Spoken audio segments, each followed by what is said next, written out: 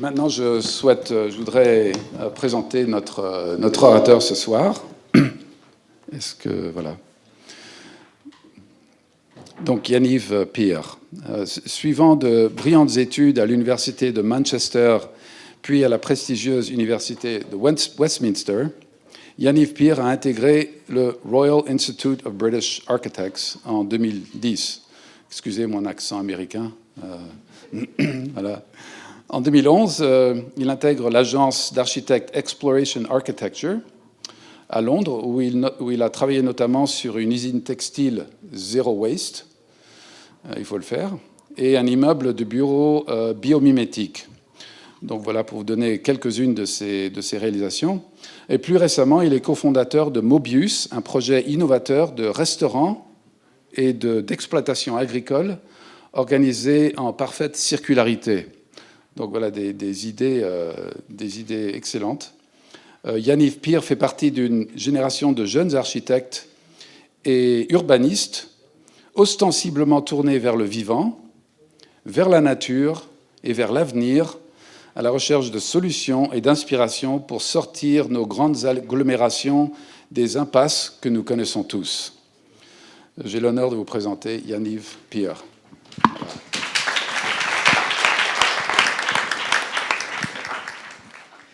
Now, I'm not so sure my university tutors would have agreed with illustrious university career, to be honest with you, but okay, we'll go with that anyway. Now, just before I start, I'd like to share with you that I've actually rewritten my talk only a couple of days ago. And that's because I really wanted to try and address some of the challenges that Paris is actually facing at the moment. So I had an opportunity to test out this talk very recently, and it goes on slightly longer than we've billed for. So I hope you're all very comfortable and you enjoy the next 3 hours. Now, I'm glad you're enjoying that one. Okay, so one of the other things that we have to say as well is a very big thank you to the table experts that have very kindly donated their time, so we can learn from their illustrious experience and knowledge. Now, as soon as Stephen told me about the core mission of Cohérence, I was very keen to support the project, specifically because so many of us today are so busy that we don't get the opportunity to do the philanthropic work that we would all like to do more of. And it's also very nice for me to offset some of my guilt in not doing enough of this sort of work. Now, sort of joking aside, I do have to say that I want to underscore the importance of the work Cohérence does in helping developing world startup and entrepreneurs. And it's a testament, all of you here today, the fact that you're here to support it. So I hope you enjoy tonight. Now, today's talk has a direct link to the work that Cohérence does, in that the quicker that we in the Western world can bring about truly sustainable and regenerative cities, the quicker the developing world can learn from our mistakes and perhaps even bypass it altogether. And this is specifically important because for the most part, the pollution that we see in the atmosphere is the problem of the Western world. So it's doubly important that we're the ones that lead the ideas for innovative solutions to urban challenges. Now, as the talk progresses, you'll notice that I'm not directly addressing COP21, and there's a very good reason for this. The more research that I was doing into the outcomes of COP, the more disillusioned I was becoming, I would say. And the reason is well, just to say, it is a very historic agreement, undoubtedly, and it does offer a small glimmer of hope for us.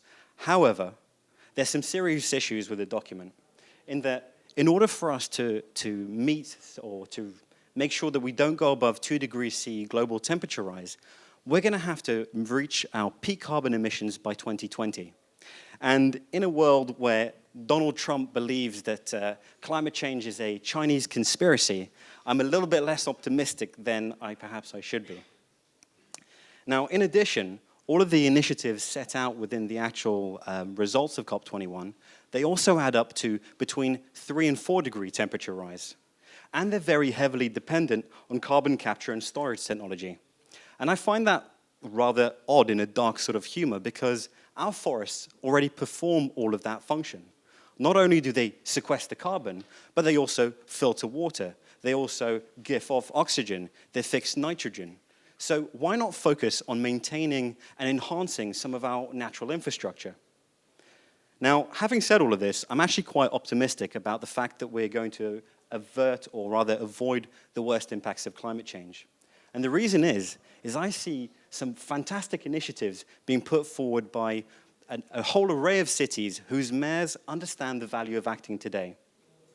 So today's talk is going to focus on the ideas of ecosystems, biophilia, and blue-green infrastructure as a way of showing how our cities can transition towards becoming truly regenerative urban habitats, places where nature's inspiration meets economic innovation, places where the very idea of resiliency is founded at its core. Now, I will start by discussing the idea of ecosystems and how it is that we can learn from nature's principles to help create a set of urban design strategies that will start to manage some of our urban challenges. This will then be followed by a discussion about the ideas of biophilia and how we can create cities that are more humane, are contributing to human health and well-being. And then finally, we'll bring these two ideas together to try and create or try to offer new solutions to some of the urban challenges that Paris is facing. So I'd like to start off with sharing with you one of the most exciting scientific discovery of our time, and that's the idea of trophic cascades. Now, trophic cascades is an ecological process that starts at the very top of a food chain and then works all the way down. And this is quite remarkable because actually, for the last however long, we've been thinking that ecosystems are dependent on a bottom-up system. And I can think of no better example of a trophic cascade than the reintroduction of gray wolves back into the Yellowstone National Park in 1995. Now, we're all very aware that wolves kill other animals for food, but perhaps we're not so aware that wolves are also responsible for giving life for lots of other animals. Now, before the wolves were being reintroduced back into the park, they were absent for around 70 years, which meant that deers were absolutely flourishing. And because they had no natural predator, they were very happy to go down to the waterfront and graze. And they did so to such an extent that they completely decimated the local vegetation. But as soon as the wolves arrived, they had the most remarkable effect on the deers. All of a sudden, the deers were no longer happy to go down to the waterfront for fear of being eaten. And as soon as that happened, the local vegetation started to regenerate. Songbirds came back, beavers came back because they wanted to eat more trees. And just as beavers, or rather just as wolves are ecosystem engineers, so are beavers. So they create niches for other organisms to survive, such as otters, fish, muskrats, and ducks. Now, the wolves went on to kill some of the local coyotes as well, which meant that rabbits and mice were starting to come back. And because they were there, hawks and weasels and foxes were also starting to return. But perhaps the most fascinating thing of all is that the very rivers started to respond to the wolves' presence. They started to meander less. They started to form small pools and riffle sections, which increased biodiversity. And all of this because the trees were able to regrow near the waterfront to maintain that soil. Now, I believe that this story serves as an excellent example of how we should see ourselves as designing cities. Just because we perceive ourselves to be at the top of the food chain doesn't mean that we can't design cities that are encouraging other life. So a vibrant economy, a vibrant human health and well-being attitude. And it should be for the benefit of everyone.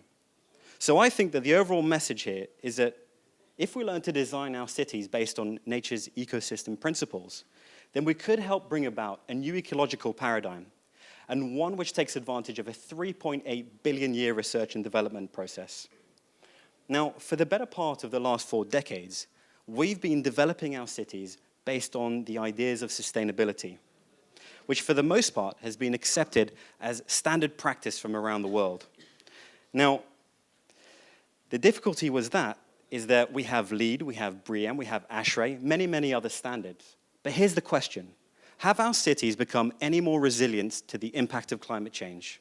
Have they become any more livable? Are we any healthier? Well, I would argue that for the most part, the answer is no. Unfortunately, most of us get to see this gray, gloomy city, very little green space. And I think the reason for the sense of dissatisfaction of the public with the word sustainability is because of this. Now, this is captured very well by Amory Lovins of the Rocky Mountain Institute when he says, imagine you were to meet up with a good friend of yours and you were to ask them how their relationship with their partner is going. And their answer would be, well, it's sustainable. I imagine your immediate response would be, I'm terribly sorry to hear that. That sounds absolutely awful. And there is something about that word, isn't there? Something that suggests that things are just about good enough or okay, and very, very far from ideal.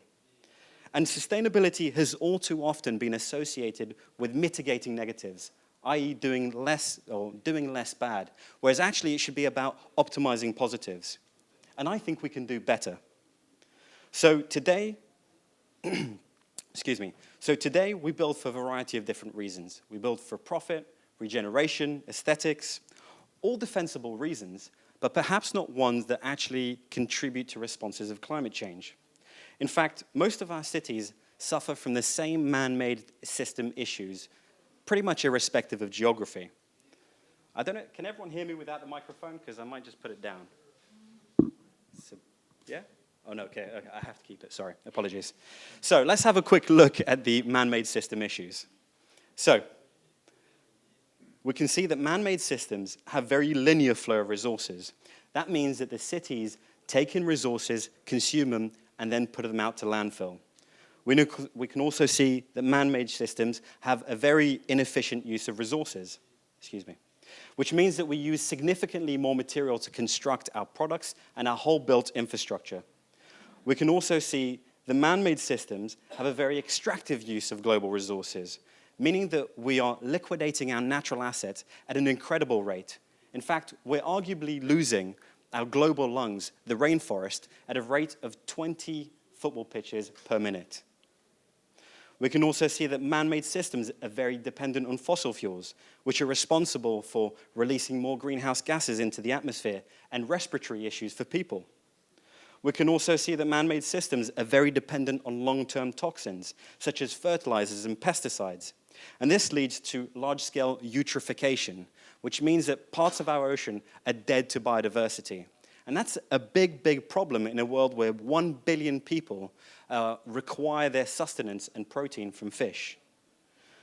We can also see that man-made systems are very resistant to change. Just consider the fact that it's taken 21 years to get to the COP agreement we have today, and it's very far from ideal. And finally, we can observe that man-made systems are very disconnected and monofunctional, meaning that for the most part, our systems, or rather our cities and businesses, act independently, and generally for the sake of profit above everything else. Now, in response to these different challenges, we've seen a number of different response models arise. So we've seen the Renewable Cities Initiative movement, and the list keeps on growing. There are such powerhouses like San Diego that have committed to completely renewable energy by 2035. A little closer to home, Copenhagen is decided to go carbon neutral by 2025. And then we can see even closer to home, Scotland has decided that all of its electricity is going to be gotten from renewables by 2020. Now moving on, we can see also the 100 Resilient City movement, which has been pioneered by the Rockefeller Foundation. And it's been incredibly successful in terms of trying to help cities plan for a whole array of issues across a number of topics. We've also seen the rise of the Biophilic City Initiative, which is focused on putting the idea across that the city should be looked at as a city within a garden, so as to increase biodiversity and human health and well-being. And also, we've seen the rise of the circular economy idea. It's not a new idea, but it's being pushed on significantly further by the Ellen MacArthur Foundation. The idea basically finds its root in something known as industrial symbiosis. And essentially, that's a way of looking at the output of one industry as a nutrient of the next. Now, to those of us who are new to the debate, there is some potential for confusion in all of the ideas. You'd be forgiven for asking, well, what should we go for first? Should we go for renewables, resiliency, biophilic design approaches, or should we try to foster a closed-loop flow of resources? Well, the case that I'm putting forward here today is that by looking to nature's ecosystems, we can create a unified design approach which will yield the sort of cities capable of reconciliation between urban development and a flourishing environment. So how would nature's ecosystems start solving some of these man-made problems? Well, let's have a look. So, whilst man-made systems are very linear and they have a linear flow of resources, ecosystems have a closed-loop flow of resources, meaning that there is no such idea of waste, as the nutrient of one, or rather the output of one organism becomes a nutrient of the next. We can see that man-made systems tend to be very resource inefficient, whilst nature is extremely frugal with the use of its resources. Or as Julian Vincent has once very elegantly observed, in nature, material is expensive and shape is cheap, meaning that nature creates the most wonderful array of structural approaches so that it can use an absolute minimum of materials. Next, we can see that man-made systems have an extractive use of global resources, whereas nature only uses local resources. And it does so whilst regenerating its environment. Next, we can see that man-made systems are heavily dependent on fossil fuels, whilst nature only runs on current solar income. We can also see that man-made systems are completely using long-term toxins, whereas nature uses no long-term toxins whatsoever. In fact, its chemistry is water-based. We can also see that man-made systems are very resistant to change, whereas nature sees change as an opportunity, creating opportunity and niches for other life to exist. And finally, we can observe that while man-made systems are disconnected and monofunctional, ecosystems grow in biodiversity and resiliency over time. Now, the right-hand list could be argued as a list of comprehensive transformations that we need to bring about if we're to move our cities from the industrial age to the ecological age. And there are a whole host of examples from around the world, from individual companies and cities that are starting to put these initiatives into action. So how we can move our cities towards closed-loop flow of resources? Well, for that, we can look at a company called Back to the Roots in the US. Essentially, what they do is they go around to different coffee shops and collect the waste coffee grains. Once collected, they put them in these tall bags with essentially what is known mycelium, which is mushroom roots. And then only a few days later, they can come back and collect these oyster mushrooms and sell them to top-grade restaurants. Perhaps even more exciting than their ability to sell the oyster mushrooms is the fact that the previously acidic coffee grains could now be sold on as soil fertilizer for other food-growing operations. So they took a useless commodity that had no value, and it turned it into two valuable sources of income. Now, with respect to efficiency, we could say that nature has become a master builder, using a whole array of structural techniques, including pneumatics, which is known as inflatables. Now, this idea allowed the Eden Project designers to do away with a heavy double-glazed system that was proposed for the biome external surface. Instead, they used the idea of ETFE. Essentially, it's a transparent inflatable polymer, but it only weighs 1% of the weight of glass. And with a lighter superstructure, that meant that it could be a lighter substructure, so significantly less concrete within the actual structure. And at the end of the project, the team found that they were using 1/100th of the resources that were originally intended for the building, significantly cheaper. They also found that the weight of the air inside the building was heavier than the superstructure. Now, with respect to resource efficiency, or rather to resource use in the cities, it's fair to say that in the early 1900s, natural resources were abundant, but humans were scarce. And today that paradigm is back to front. Today, natural resources are scarce and humans are abundant. And there's a project that's managed to use this paradigm completely to its advantage. And it's known as the Mapungubwe Interpretation Center in South Africa. And essentially what it's done is, it's used only locally available soil to create earth-stabilized bricks.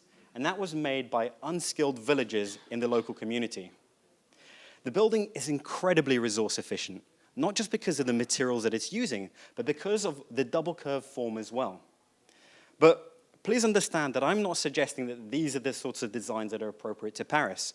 All I'm saying is that we can do better. We can design our cities using less materials and locally available ones. Now, moving on to running on current solar income. Now, there's a little known fact that while COP21 was being signed, there was a brand new world record set for the price of solar just outside of Dubai. Now, if you look at the reports of the big oil companies at that time in 2015, they were saying that solar cannot possibly be made for any less than 15 cents per kilowatt hour. And yet here was a project that was coming in under 6.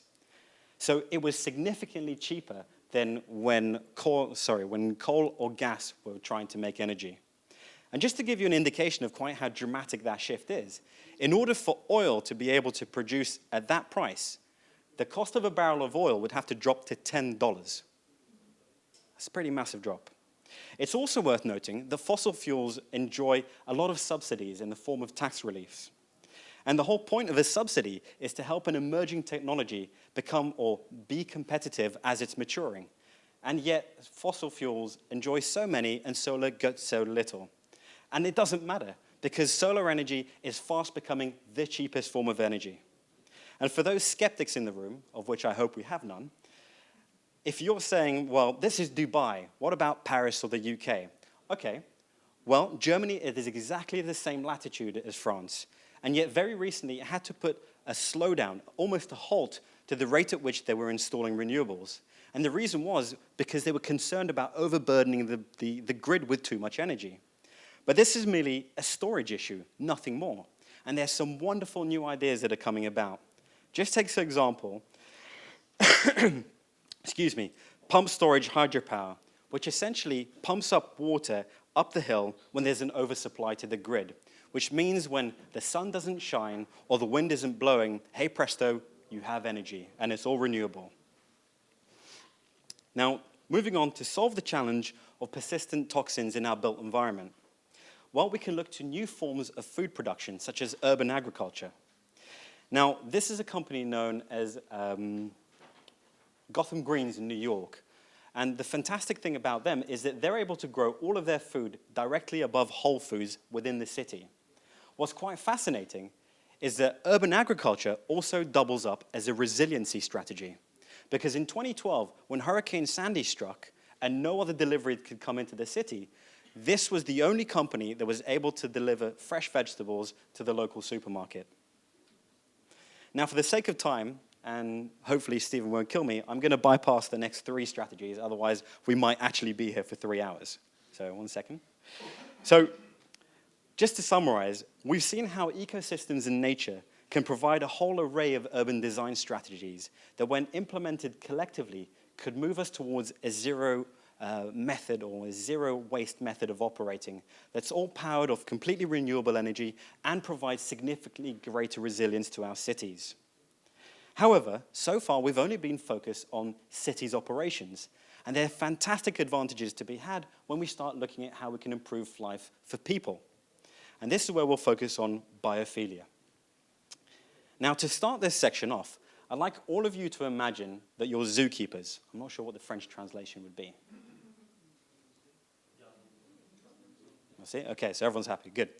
Now, I'd like you to imagine that you've just been called by your head office and they've said to you, well, you're about to receive a shipment of butterflies, fish, and frogs. And this is all part of a zoo extension program. Well, what's your first thought likely to be? Well, it's likely to be, how do I create a healthy habitat for these organisms? And that means knowing something about their biological and social needs, knowing something about their flora, the fauna, the humidity, the temperature of their habitat. And the reason that you'd like to know about this question is because you know that if the habitat isn't properly designed, constructed, and maintained, those organisms will die.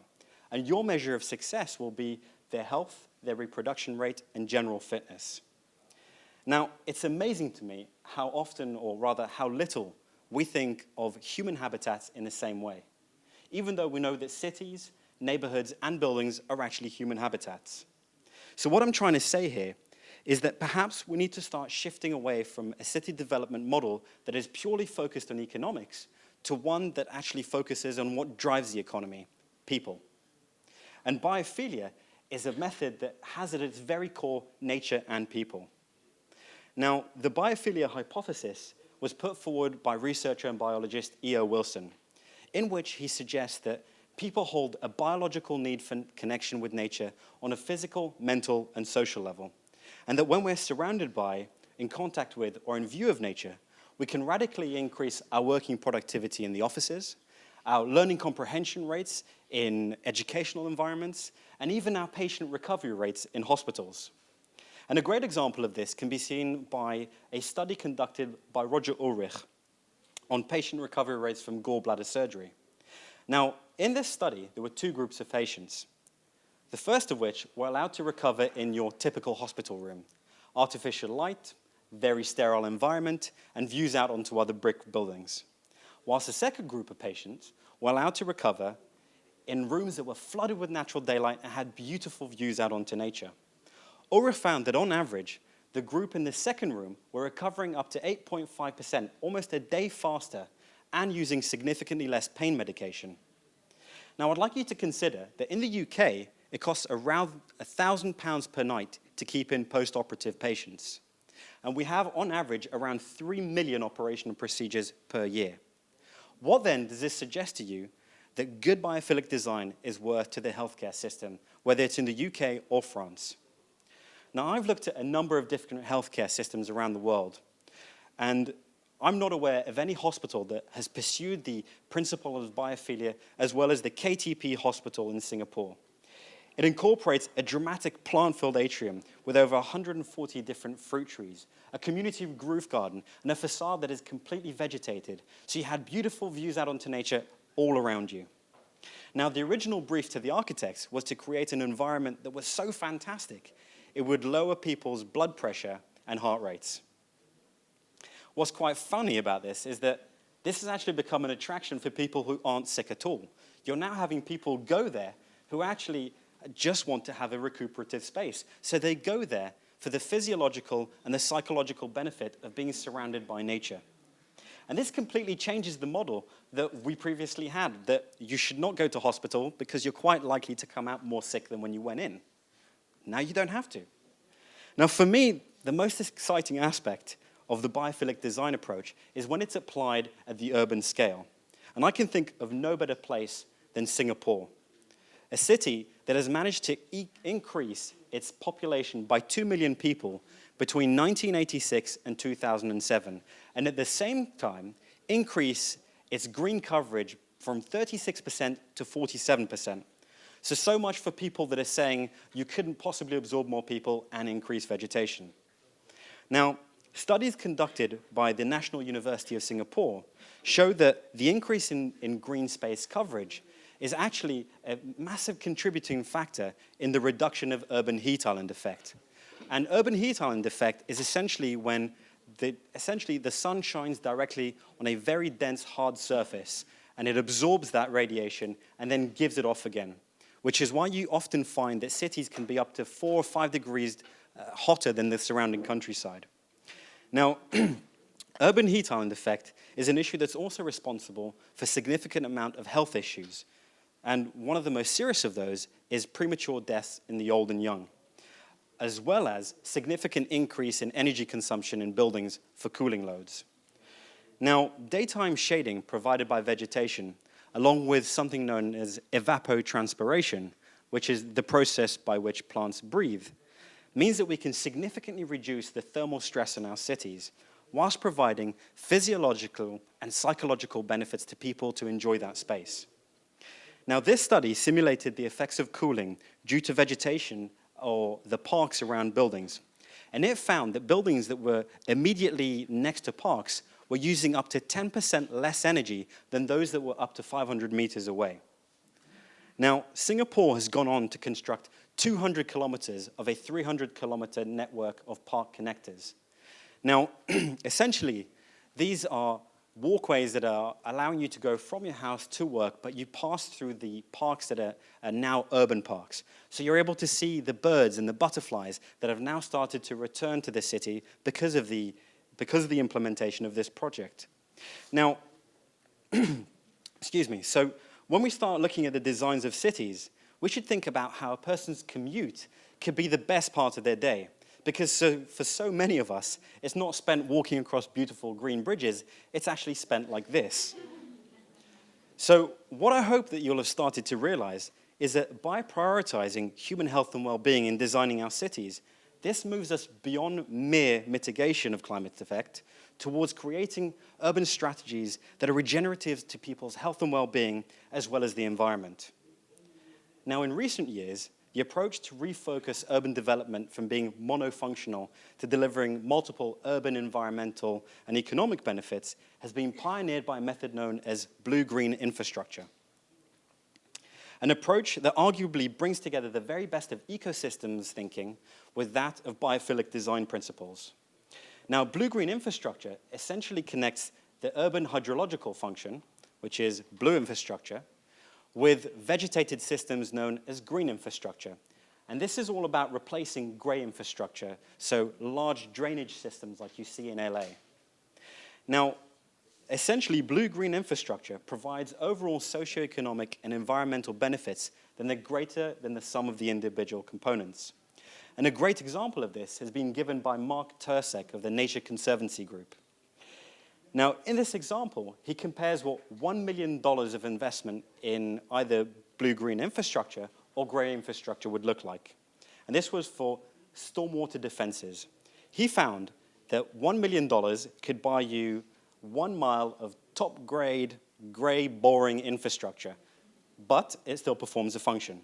He also found that you could install 1 mile of oyster reef, which had the same performative function in stopping stormwaters. But after that defensive function, oysters win by a mile. Now, essentially, the benefits are multiple, but just before we go on to them, it's worth noting that like all other man-made infrastructure, essentially it depreciates over time. And this grey wall would depreciate over time through wear and tear.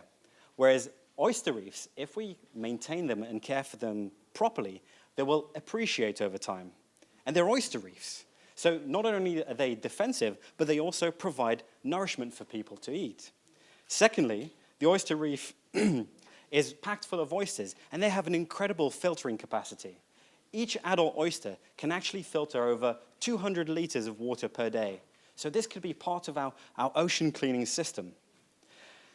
And the interesting thing, thank you very much. Sorry. That's right, I'll just keep it here. Thank you. Hopefully that'll go a bit smoother. And the final thing that I find particularly fascinating about oysters is that they're also a multiplier effect, which means that they attract more people, or rather more organisms, to come and to connect as part of the ecosystem, which is fantastic for fishing communities, and it drives tourism. So this is a very clear example of how we can utilize nature's ingenuity to deliver multiple socioeconomic benefits, environmental benefits, and responding to climate change. Now, the interesting thing with oyster reefs and with all natural systems is that they're very complementary. So combining oysters with mangroves, and I just wanted you to understand what a cedar fence looks like. Is it going to work? No. Oh, wait, hold on. It'll be worth it, I promise. So you can see that the waves are being completely dissipated by the mangroves and oysters, meaning that as you get to the end, there is no erosion. Now, utilizing blue-green infrastructure doesn't just create innovative cedar fences. This approach can also improve transportation and water management systems. Take, for example, the Cheonggyeong River Restoration Project in Seoul, Korea. Now, Cheonggyeong is essentially an 8.4-kilometer creek that runs east through west through Seoul. And after the 1950s Civil War, a lot of people started moving towards Seoul so that they could make their living. Now, they settled down along this stream, and they created these shanty towns. And unfortunately, a lot of rubbish was associated with it, and with a lot of people, there are obviously a lot of feces in the water as well. So, in short, it was an eyesore for the city. So the municipality, in all their wisdom, decided that we'll put this to better use. And what better use could you have than a 6-kilometer-long, 16-lane-wide double highway? The area became a shining example of a successful industrial city, but with little regard for the health and well-being of the people living there, or the environment. Can you imagine what it must have been like to live right next to that? The pollution, the smell, the noise. Perhaps not so different from living or working here. So I'll leave you to think about where in Paris this actually is. Now, in 2003, the then mayor of Seoul, Lee Myung-bak, championed the dismantling of the double-lane highway. Taken down section by section, it revealed, it revealed the once forgotten stream, and it was now made the center of this green linear park. Now, whilst this project was a huge political and economic gamble, it proved to be exceptionally successful. Over 64,000 people visiting per day, who now had a brand new healthy way to cycle, run, or walk to work. And it's quite interesting to note that bus ridership or public transport ridership went up by 15%, meaning that you had less congestion and therefore less pollution. Now, from an environmental perspective, the park also provides flood protection for a once-in-a-200-year storm. And it did so whilst creating a very cool microclimate that's up to 6 degrees cooler than the rest of Seoul. So on a very warm summer's day, you can imagine that people are flocking to here by the thousands. And they do so because of its ability to offset urban heat island effect. And the benefits don't stop there. Prices of houses shot up by 40%. Businesses expanded, employment went up, and all at the same time that Seoul was in a recession. Now, I'm sure that there's some sensible people in the audience that might be thinking, well, this was a fantastic investment, but actually, how much did it cost and did it start making its money back? So my answer to you, the project actually ended up costing $380 million. But what's quite interesting is that since its investment, it's had over $2 billion of capital investments back in. And that's to say nothing of the $1.9 million per day that it's receiving in foreign tourism money. And here's the core message. Good spaces designed with people in mind will be financially, environmentally, and health-related benefits. So the project is quite remarkable, and it should be getting all of you thinking in the audience, well, how can we improve Paris? Well, how can we improve Paris? Well, so far, we've looked at how cities can transform their transportation, their water management systems. And all of these ideas are, with careful consideration, applicable to Paris. But in this last section of the talk, what I'd like to do is share with you infrastructural challenges of food and food waste that I'm particularly passionate about. Now, France has very recently implemented a fantastic strategy, or a fantastic piece of legislation, which means that supermarkets can no longer throw away their food waste that's out of date. In fact, they now have to donate it to charities. And this is fantastic news, because, excuse me, because essentially no longer is this food waste going to landfill and then releasing methane into the atmosphere. It's now being eaten by people, and that's the best thing that we could possibly do. Now, this chart actually shows the EU member states and how much food waste they're producing and by which sector. And just highlighted there, you should be able to see France. Now, to the left, you should be able to see this pie chart. And what essentially that's showing you is the average amount of food waste by sector. The interesting thing is that the legislation that was passed in France is actually only dealing with a small percentage of that 5%. And there lies a problem. We're not focusing on actually where the biggest issue is, and that is waste or food waste from houses. And if we do a quick calculation for the French statistics, we actually find that the figures are 69% in terms of food waste from houses. Now, I'd like you to start understanding quite how big an issue this is. So I'm going to go through a little thought exercise with you all. So if everyone can close their eyes for a second. Come on, don't be boring. Close your eyes. Okay? Now, I'd like you to imagine that you're sat around the Sunday lunch dinner table, and it's with all your family, and you've got the Sunday roast, you've got the vegetables, the greens, the gravy, everything's there. Now, I'd like you to imagine it's after lunch.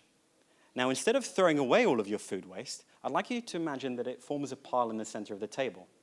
Well, it's probably quite small. Now I'd like you to imagine how that pile of waste would grow if everyone in your entire building were to come down and empty out their waste onto their table. Well, it's probably now big enough to start filling up your table and start flowing onto the floor.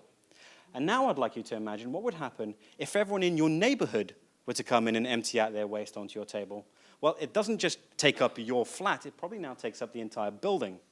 And finally, I'd like you to imagine what the waste from the city the size of Paris would look like. Well, it's probably now big enough as a giant mountain of rubbish to cover your entire neighborhood. And then finally, I'd like you to remember that we live in a planet where there's 7 billion people, at least half of which eat 3 meals a day, 365 days a year. You can open your eyes now.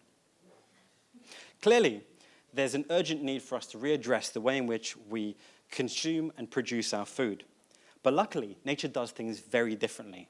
There is no such thing as waste, as the output of one thing becomes the nutrient of the next. And there's an excellent example of the project that's actually used this to its advantage, and it's known as the ABLE project.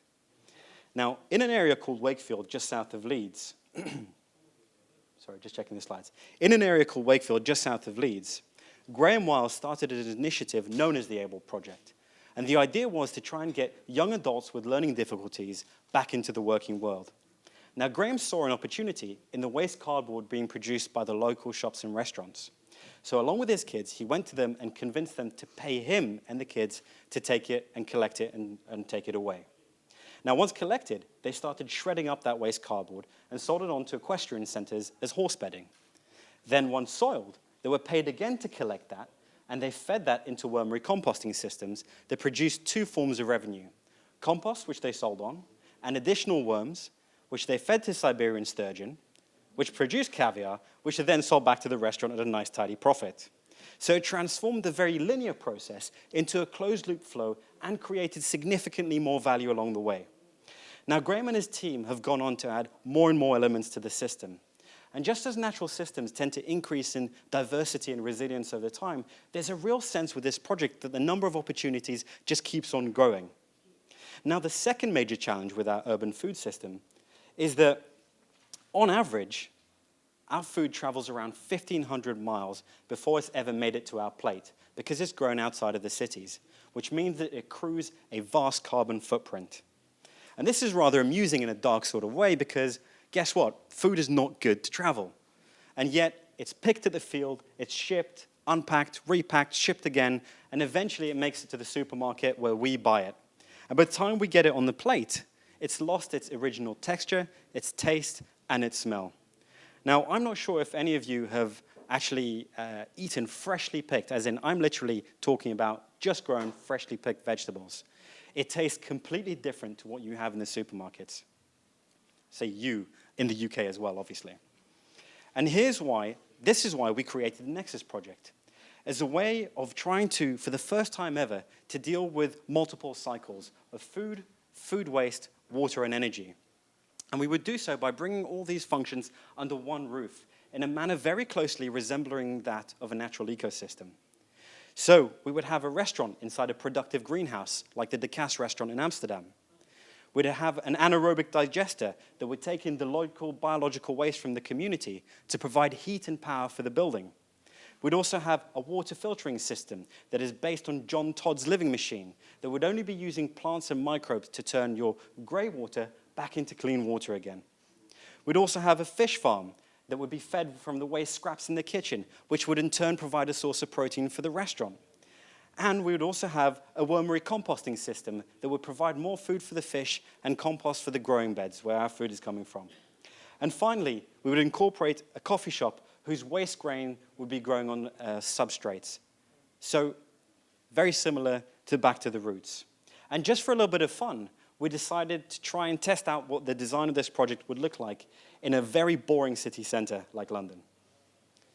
We found that just with a little bit of imagination and replanning, we could transform a space that was once dominated by traffic into one where people could enjoy and explore the ideas of closed-loop systems.